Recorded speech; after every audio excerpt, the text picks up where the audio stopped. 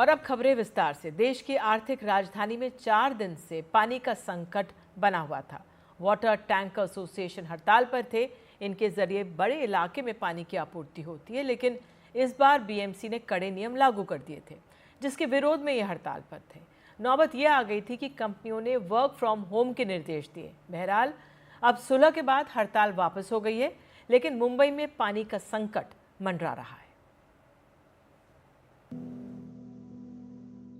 बूंद बूंद को तरसती माया नगरी। 4 दिन से जारी टैंकर एसोसिएशन की हड़ताल ने मुंबईकरों को तड़पा दिया है। हड़ताल से housing societies, commercial complex, corporate office, mall में पानी की भारी कमी हो गई थी। आखिरकार मुंबईकरों को 4 दिन बाद सोमवार को राहत मिली। मुंबई टैंकर एसोसिएशन ने अपनी हड़ताल वापस ले ली है और उन्होंने हमको पॉजिटिव रिस्पांस दिया और सेंटर से बात करेंगे बोले, क्योंकि सेंटर का मसला है, इसलिए हमको उसमें कुछ कर नहीं सकते। हम मतलब कोर्ट में जाएंगे उसके लिए। और हमको जो नोटिस दी गई थी वो अभी आज से नहीं आएंगे नोटिस, और कोई कार्रवाई हमारे पे नहीं होगी। और वो कार्रवाई की वजह से हमने गाड़ी हमारी खड़ी की थी। मेन बात तो ये है, अभी कार्रवाई नहीं होगी, इसलिए हम अपना कॉल ऑफ कर रहे हैं। और तो वही तो मेन मसला था हमारा। हड़ताल भले ही खत्म हो गई हो, लेकिन मुंबईकरों का गुस्सा बीएमसी पर फूट पड़ा है। लोगों ने कहा कि देश की आर्थिक राजधानी में ऐसे हालात प्रशासन के मुंह पर तमाचा है। हमको कुछ भी पानी नहीं मिल रहा है। हम लोग सफ़र कर रहे हैं यहाँ पर। घर में बड़े बूढ़े बीमार लोगों के लिए इतनी ज़्यादा परेशानी है। आसपास तो हमको पानी मिल भी नहीं रहा है। हमको दूर जाके सुपरमार्केट से पीने का पानी मंगाना पड़ रहा है। और इतनी गर्मी है, अब हम यहाँ पे खड़े होना भी मुश्किल है। हम नहा भी नहीं पा रहे। आधा घंटा भी पानी ना आए तो कैसे इंसान रह सकता है? कैसे? बेसिक नेसेसिटी बोले तो वॉशरूम जाने के लिए भी पानी तो चाहिए ना। कैसे जिए? 20 लीटर का बॉटल मंगा रहे हैं बिस्लरी का, उससे खाना बना रहे हैं। बच्चों की समर वेकेशन शुरू है, लेकिन नहाने को पानी नहीं है। मिनरल्स पानी बनाने वाला जितना भी कंपनी बॉम्बे में है, महाराष्ट्र में है, इंडिया में है, वो सब लोग को पानी मिलता है, क्योंकि वो लोग का धंधा चालू है, पैसा बना रहे हैं पानी देके। और हम लोग को ऐसा बिना पानी का वो लोग रख रहे हैं। ये तो पानी तो हमारा हक है। अरे मरते हुए आदमी को आदमी पानी पिलाता है, तो ये तो हम लोग जिंदा आदमी है, हमको कोई पानी पिलाने वाला नहीं है क्या? मुंबई में 7 झीलों से पानी की आपूर्ति होती है। अपर वैतरणा, तानसा, भादसा, बोदक सागर, मध्य वैतरणा, विहार, तुलसी झील। लेकिन इन झीलों का पानी पूरे मुंबई की प्यास नहीं बुझा पाता। मुंबई की मांग बहुत ज्यादा है, इसलिए बोरवेल और कुओं से टैंकर पानी लोगों तक पहुंचाते हैं। दरअसल मुंबई को हर दिन कुल 4,463 मिलियन लीटर पानी की जरूरत पड़ती है। रोजाना 2,000 प्राइवेट टैंकर पानी की आपूर्ति करते हैं। बीएमसी रोजाना 3,950 मिलियन लीटर पानी की आपूर्ति करता है। बचा हुआ 250 से 300 मिलीलीटर पानी प्राइवेट टैंकरों से आता है। ये प्राइवेट टैंकर 1,800 निजी कुओं और बोरवेल से पानी भरते हैं।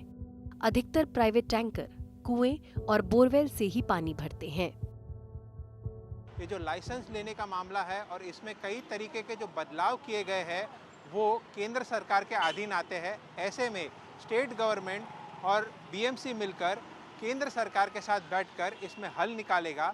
जब तक के लिए ये जो नोटिस बीएमसी द्वारा इशू किए गए थे पहले सस्पेंड किए गए और आज जब बैठक हुई तब इन्हें खारिज कर दिया गया। उसके बाद से जो पानी का सप्लाई है टैंकरों द्वारा वो मुंबई में वापस चालू कर दिया गया है। महाराष्ट्र के कई इलाकों में पानी की कमी की आहट महसूस होने लगी है। राज्य के 14 जिलों में टैंकर के जरिए पानी की आपूर्ति हो रही है। 17 जिले में हर घर के बाहर बड़े बड़े टैंक रखकर लोग टैंकरों का इंतजार कर रहे हैं।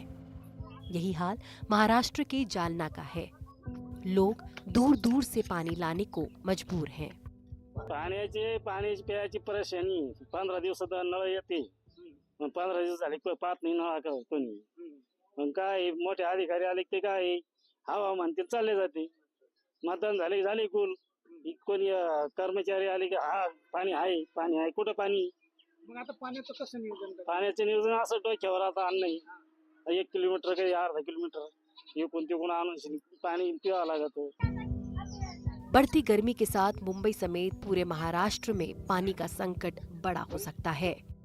बड़े जलाशयों और बांधों में पानी लगातार कम हो रहा है।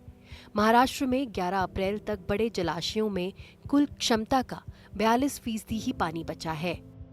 हालांकि मुंबई और महाराष्ट्र के कुछ हिस्सों में पानी का ये संकट सालों रहता है, लेकिन गर्मी के महीने कुछ ज्यादा बेहाल कटते हैं। Bureau report, NDTV India. तो बढ़ती गर्मी और मौसम में हो रहे बदलाव की वजह से उत्तर भारत और पूर्वी भारत के बड़े जलाशयों में पानी का भंडारण का जो लेवल है तेजी से घटता जा रहा है। सेंट्रल वाटर कमीशन के मुताबिक यहाँ के 38 बड़े जलाशयों में पिछले साल के मुकाबले जो पानी का भंडारण है उसका लेवल इस समय 9 से 10% तक घट गया है। गर्मी बढ़ती जा रही है, ऐसे में आने वाले दिनों में इन 38 जलाशयों में जमा पानी के तौर पर तेजी से सूखने का अंदेशा है। हिमांशु शेखर की स्पेशल रिपोर्ट।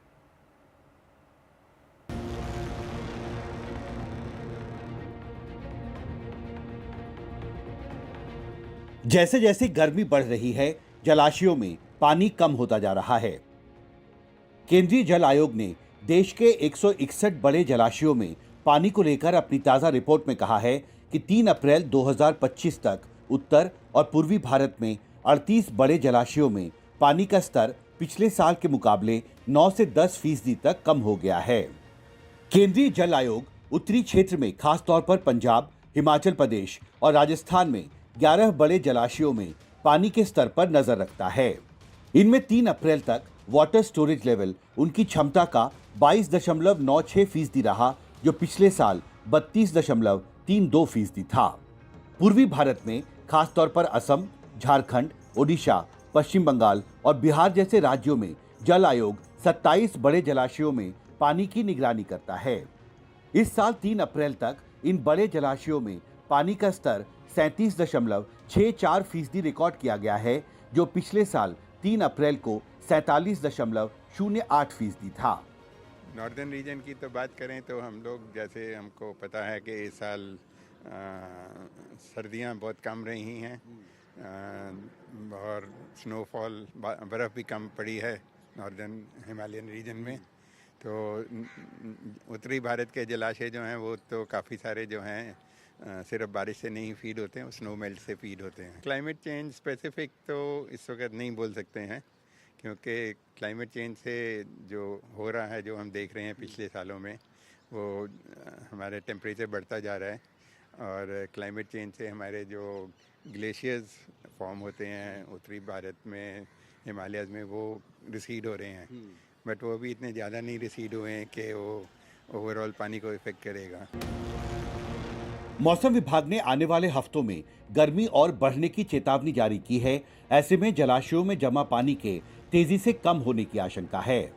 पानी कम हो गया है तो हमको ऑब्वियसली ध्यान से करना है। तो जैसे शायद मैंने एक बारी पहले भी बताया था आपके इंटरव्यू में कि नेशनल वाटर पॉलिसी है एक गवर्नमेंट ऑफ इंडिया की, उसमें सबसे पहली प्रायोरिटी जो है वो पीने के पानी के लिए है, जो कि परसेंटेज बहुत कम है, हार्डली 5% पानी जो है वो पीने के पानी में यूज़ होता है। बट एग्रीकल्चर को उसके बाद हमको देख के देना पड़ेगा कि कैसे हमारे पास कितना पानी है और उसको लॉन्ग टर्म सस्टेन करने के लिए, ताकि मई एंड तक या जून बिगनिंग तक हम पानी दे सकें, जो हमारे फार्मर्स की रिक्वायरमेंट है पानी की, उसको सस्टेन करने के लिए थोड़ा सा राशनिंग टाइप ऑफ वो करना पड़ेगा। हालांकि राहत की बात है कि पश्चिमी भारत, दक्षिण भारत और मध्य भारत के बड़े जलाशयों में 3 अप्रैल तक औसत से ज्यादा पानी रिकॉर्ड किया गया है। इसकी वजह से देश के 161 बड़े जलाशयों में कुल क्षमता का 39.98% पानी जमा है, जो पिछले साल के मुकाबले 14.23% ज्यादा है। आने वाले हफ्तों में जैसे जैसे गर्मी बढ़ती जाएगी, देश के बड़े जलाशयों में जो पानी का स्तर है, जो वाटर स्टोरेज लेवल है, वो भी धीरे धीरे घटता जाएगा। मॉनसून 1 जून के आसपास केरल तट से टकराता है और इसे उत्तर भारत और पूर्वी भारत के राज्यों में पहुंचने में करीब 4 हफ्ते का वक्त लगता है। ऐसे में आने वाले दिनों में भारत सरकार को देश के बड़े जलाशयों में पानी के स्तर पर कड़ी नजर रखनी होगी। दिल्ली से कैमरा पर्सन राकेश सिंह के साथ हिमांशु शेखर, एनडीटीवी इंडिया। तो मध्य प्रदेश के गुना में शनिवार को हनुमान जयंती के जुलूस पर हुए पथराव की घटना के तीसरे दिन भी माहौल तनाव भरा है। विश्व हिंदू परिषद और बजरंग दल ने आज सख्त कार्रवाई की मांग को लेकर प्रदर्शन किया। प्रदर्शनकारी कर्नलगंज जा रहे थे जहां हिंसा हुई है, लेकिन पुलिस ने उससे पहले ही प्रदर्शनकारियों पर लाठीचार्ज कर उन्हें खदेड़ दिया। विश्व हिंदू परिषद और बजरंग दल इस मामले में बुलडोजर कार्रवाई की मांग कर रहे हैं। और आइए सीधे चलते हैं अपने सहयोगी अनुराग द्वारी के पास। अनुराग, क्या स्थिति है, क्या हालात इस समय? निधि, हालात वहाँ पर तनावपूर्ण तो हैं लेकिन नियंत्रण में है। अभी कुछ देर पहले वहाँ पर आईजी ने पुलिसकर्मियों के साथ एक फ्लैग मार्च भी किया है। दरअसल ये जो कर्नलगंज का इलाका है, 10 साल पहले भी लगभग वहाँ पर ठीक हनुमान जयंती के जुलूस पर ही इस तरह की, उसी मस्जिद के पास इस तरह की एक वारदात पहले भी हो चुकी है जब पूरे डीजे की गाड़ी वाड़ी को भी तोड़ दिया गया था। लेकिन यहाँ पर जो वहाँ के सुपरिटेंडेंट ऑफ पुलिस है, उन्होंने बहुत साफ लफ्ज़ों में कहा कि उस रूट से जाने की इजाज़त नहीं थी जुलूस को, पहली बात। दूसरी बात ये कि मस्जिद के पास जब वो गाड़ी पहुँची है उस वक्त पथराव नहीं हुआ। जब गाड़ी थोड़ी आगे चली गई तब पथराव की घटना हुई है। अब इस घटना में 17 लोगों को अभी तक गिरफ्तार किया जा चुका है। 5 लोग नामजद थे और 15 से 20 लोग अज्ञात थे, लेकिन उसमें से भी 17 लोगों को पहचान करके उनकी गिरफ्तारी हो गई है। अब जो विश्व हिंदू परिषद है और बाकी के संगठन है, उनकी ये मांग है कि आरोपियों के घर पे बुलडोजर चलाया जाए। और इसी मांग को लेकर पहले वो एक मैदान में इकट्ठा हुए और वहाँ से उस जगह जाने की जिद करने लगे, कर्नलगंज, जहाँ पर ये पथराव कथित तौर पर हुआ था। जिसके बाद पुलिस ने उन्हें खदेड़ने के लिए थोड़ा बहुत लाठीचार्ज वहाँ पर किया और उसके बाद उस भीड़ को वहाँ से खदेड़ा गया। वापस से वो आए और प्रदर्शन करने लगे। फिलहाल वहाँ पर हालात तनावपूर्ण है लेकिन शांति है। अनुराग, बहुत बहुत धन्यवाद। तो जिस तरह से हिंसा बनी गुनाव में 17 लोगों को हिरासत में लिया गया है, हालात संभले हुए हैं। तो जिस समय खेती किसानी सबसे संकट और घाटे का काम मानी जा रही है, उस समय झारखंड के एक शख्स ने मल्टीनेशनल कंपनी की नौकरी छोड़कर गांव में खेती करने की राह चुनी। कमाल यह कि उन्होंने बंजर जमीन को सोना उगलने वाली जमीन में बदल डाला। हरिवंश की रिपोर्ट। चतरा के सिमरिया प्रखंड के सोहर कला में लहलहा रहे इन वृक्षों को देखिए। चंदन, शीशम, सांगवान, गम्हार, महोगनी, आम, नींबू, नाशपाती जैसे ये हजारों पेड़ कुमार शुभम की मेहनत का नतीजा हैं। साल 2012 में अपने गांव की 7.5 एकड़ जमीन में उन्होंने ये प्रयोग किया जो बेहद कामयाब रहा है। शुभम किसानी का मतलब अपने ढंग से समझाते हैं।